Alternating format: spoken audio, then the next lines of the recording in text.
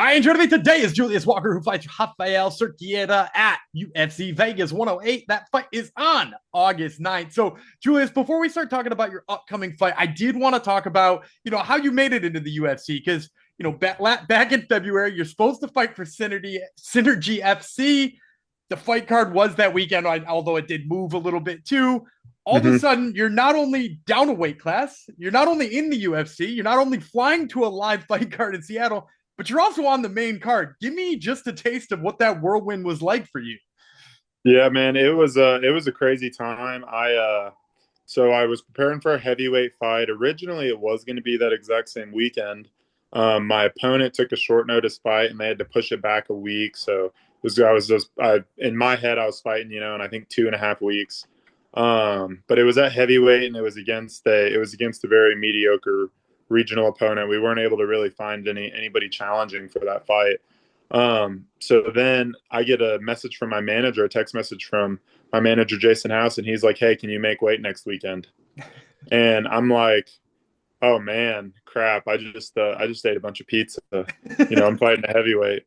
So I stepped on the scale, and I was a little heavy, but I was like, you know what, I can make weight. Let's make it happen. And then I said yes. He said, send me a few videos of your fights. I sent him a few videos of my fights. And then he's like, hey, they're offering you Alonzo Menifield next weekend in Seattle. And see, I had gone on to the Seattle card like as it was announced, and I looked at the fights that were already announced, and I assumed it would be one of those four light heavyweights, between the other two bouts on the card. But nope, Alonzo Menifield ranked guy. I was like, yeah, let's do it. This is freaking crazy. What an opportunity. And then, from him saying, can you make weight, to me having the contract in my mailbox was like an hour. So it was 1 hour, boom, I'm a UFC fighter. I'm like, holy cow. Wow, that's crazy. Now, you said you were a little heavy and you had just had a bunch of pizza. So, I'm going to ask the question, how heavy were we? How much were we talking? Well, after I'd eaten all that, I remember I went home, I weighed, and I was 240. So I was like, dang, this is a little bit heavy for me, but I was like, we can make it happen. Especially because I just ate pizza. Well, I'm glad you did make it. Now, I got to obviously ask with the change in the weight, the sudden movement through everything, the Mhm. whirlwind that was fight week. How did you feel in the cage with all of those changes? Did you feel like you were close to your usual self, or did you feel like, obviously that took a toll?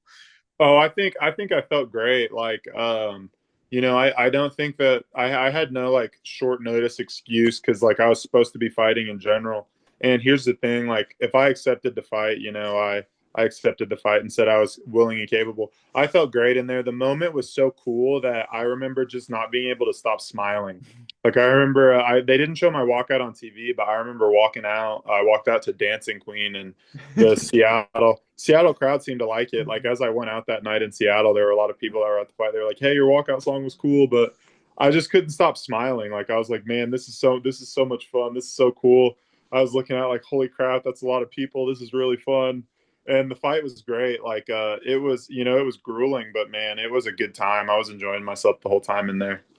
And now obviously they get to the judges' scorecards. They read one for you, one for him. What's going through your mind at that point? Did I just beat, a ranked opponent on 7 days' notice? So it's funny. So I've had 17 fights, and I've had five of them go to decision, and out of those I've only won one of them. And so out of the five times I've had to stand there for judges' scorecards, I only got my hand raised once. And actually, out of those losses, there's only been one unanimous decision.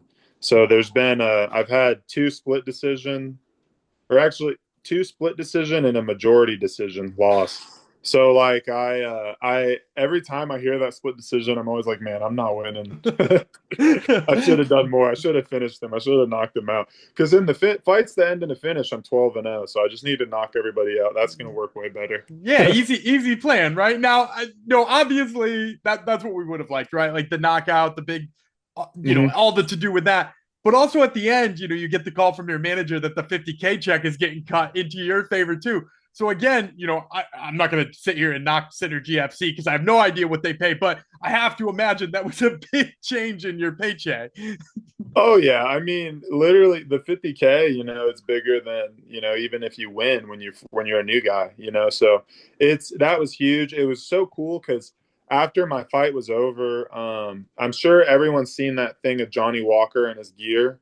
But the thing is, as a UFC fighter, you do get 4 free complimentary tickets.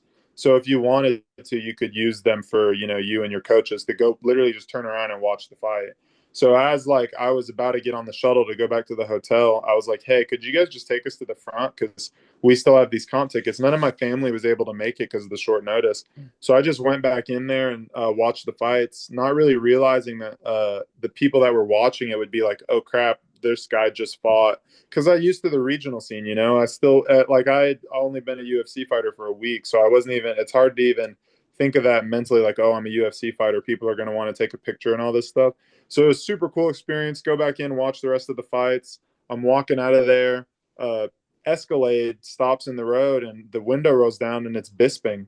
And I was like, he kind of flagged me down. I went over. He said some Bisping was really cool to me. Every people, all the fighters I've met in the UFC community since I've gotten into the UFC have been so cool and supportive to me.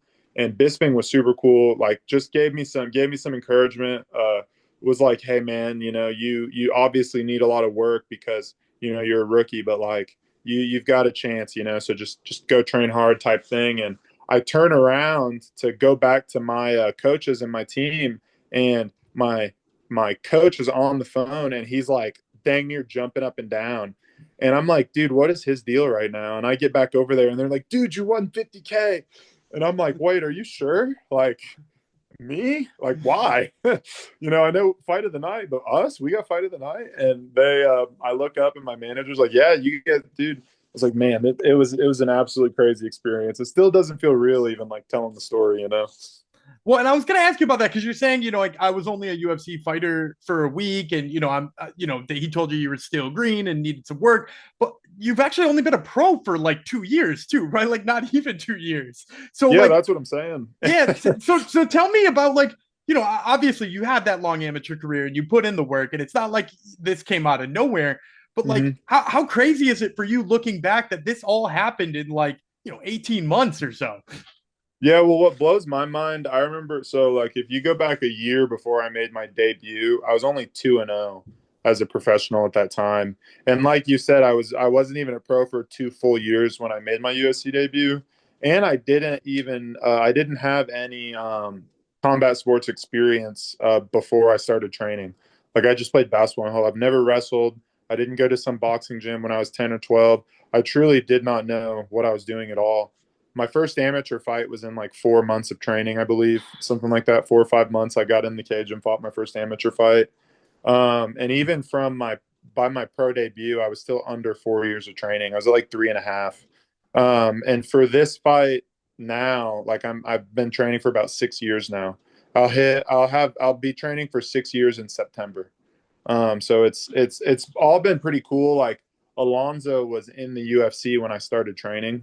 Um, so that was something that I thought was really cool. I was like, man, to anybody that's chilling at home watching the UFC that's like 20 and used to play basketball, just like pick somebody on the TV and train for 6 years. And dude, you could probably take him to a split decision. Who knows? That's awesome. Now I gotta ask then too. Like you said, no combat sports experience. You weren't a wrestler, weren't a boxer. You Mhm. weren't taking little kid jujitsu classes or anything like that. So Nope. what made you at that age decide like this is what I want to do? I want to give this a try. Yeah, well, I'd always liked combat sports when I was like a little kid, and even now I still am a pro wrestling fan. Like, I liked it a lot as a little kid, and I'd still say I'm a pro wrestling fan. And I as I got into like middle school, and pro wrestling's not cool to be a fan of at school. I was like, I'm gonna start watching MMA, and I start getting into it. And I still remember. I think I was in like sixth grade whenever Silva versus Sonnen 2 happened, and I remember seeing the build up to the fight. I'll be honest, for Silva Sonnen 1, I probably was like 9 or 10. Probably wasn't paying attention, but Silva Sonnen 2, I saw the build up and I saw Chael talking trash, and like as a kid that thought WWE was cool, that kind of enticed me even more with all the trash talk and stuff. And there's obviously Brock Lesnar back then fighting in the UFC, and I was like, dude, this is super cool. And I had a buddy in high school that did jujitsu. And after I stopped playing basketball, I gained some weight. So I was like, hey, what do I have to do to start doing jujitsu? And he was like, he just told me, at that point, I was out watching almost every single card. Like, I was really getting into it at that point. And I was like, what do I got to do to start doing jujitsu? And he was like, dude, literally just walk in. Like, you'll get a free week and you can see if you like it. And I remember my first class, I had a really, really good time. And I was like, this is super fun. So just signed up and kind of went from there. When I first started, I wasn't necessarily thinking I for sure wanted to fight. But after a few classes, I did an MMA class and I got hit. And I remember thinking I wouldn't like getting hit in the face. And because I've never even been in a fight, on the street or anything like that. Like all my fights are sanctioned cage fights, which is funny. But I don't know. The first time I got hit in the face clean, I remember thinking like, dude, this is actually that really just fired me up. Honestly, it wasn't like a ow that hurt. And then I was sold. And here we are just a few years later after that. So let's talk about this upcoming fight because this is the one we're excited for. We got a full training camp in. They throw the name Raffael Cerqueria at you. What were sort of your first thoughts as him as being the opponent you really got to prepare for? I felt like it was one of those things where it's like, it's a good matchup. He's a guy he's had 2 chances in the UFC and he's 0 for 2. So he's one of those guys where it's like it's a good litmus test to see if you belong in the UFC. And I feel like with fighting a guy like Raffael Cerqueira, it's a chance for me to prove I do belong in the UFC. Go out there and finish him, and show that I am kind of on this UFC level, and I'm going to be a force to be reckoned with in the 205 division. Well, you pretty much led me perfectly to my last question. I love to end these things with a prediction. So tell me, it's August 9th, UFC Apex, UFC Vegas 109. How's this one end? He doesn't make it out of the first. I get my hand raised, and hopefully we go 2 for 2 and get another 50K. I love it. And you heard it here first, folks. This has been Julius Walker, who fights Raffael Cerqueira, UFC Vegas 109. Once again, that fight is on August 9th. Julius, thank you so much for the time, man. I really appreciate it. Yes, sir. I appreciate you.